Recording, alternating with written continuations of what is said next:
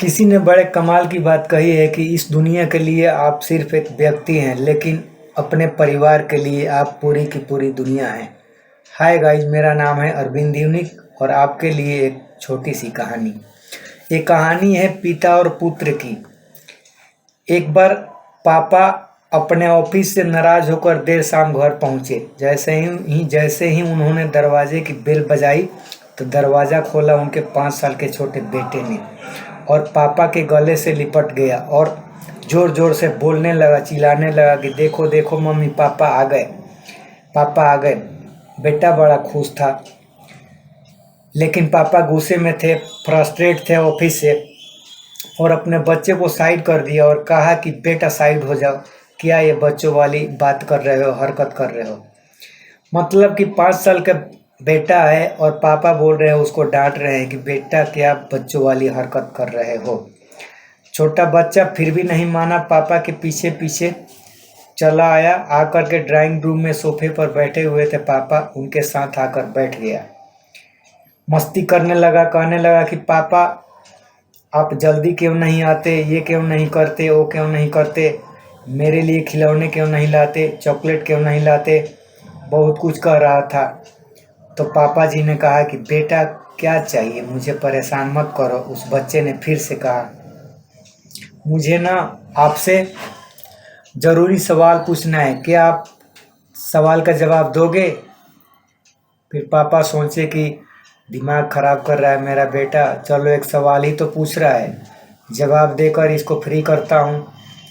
तो उससे कहा कि बेटा पूछो, क्या सवाल पूछ रहे हो। पापा बड़े थके हुए थे, गुस्से में थे, फ्रस्ट्रेट थे। अपने बच्चे को इंटरटेन करने का बिल्कुल मन नहीं था, उससे बात करने का मन नहीं कर रहा था, लेकिन मजबूरी थी। तो पूछा कि पूछो बेटा, अपना सवाल पूछो। फटाफट से उस बच्चे ने कहा कि पापा आप ये बताओ कि 1 घंटे में आप कितना रुपए कमाते हो। जहाँ ये बच्चे ने ये कहा, पापा जी और गुस्से में और उनका गुस्सा बढ़ गया। बच्चे को डांटने लगे, कहे कि तुम्हें पैसा चाहिए इसीलिए तुम सवाल कर रहे हो, बताओ कितना रुपए चाहिए। तो उस छोटे से बच्चे ने कहा कि पापा प्लीज़ बताओ ना, आप 1 घंटे में कितना रुपया कमाते हैं। पापा ने गुस्से में कहा कि मैं बेटा एक घंटे में 100 रुपये कमाता हूँ।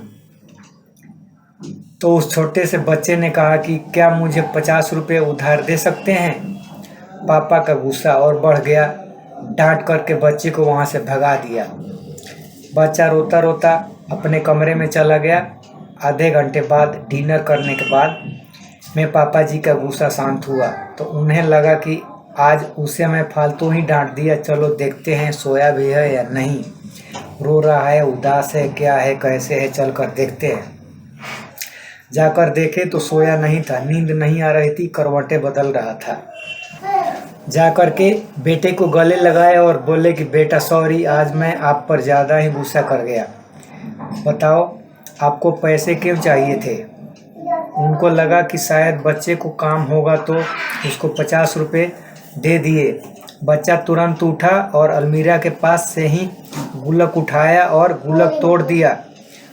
उसमें बहुत सारे पैसे थे, चिल्लड़ थे।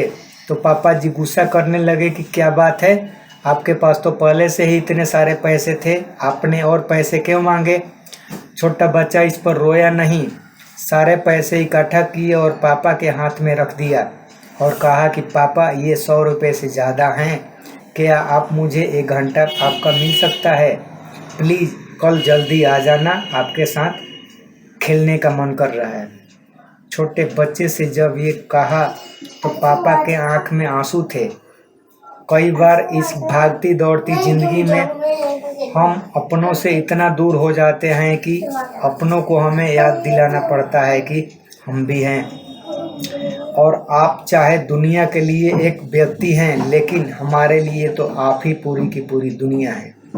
ज़िंदगी में हमेशा याद रखिएगा कि अपने सपनों के पीछे, अपने गोल के पीछे, करियर के पीछे भागते भागते इतना आगे मत भाग जाना कि अपने फैमिली से, अपनों से दूर हो जाओ।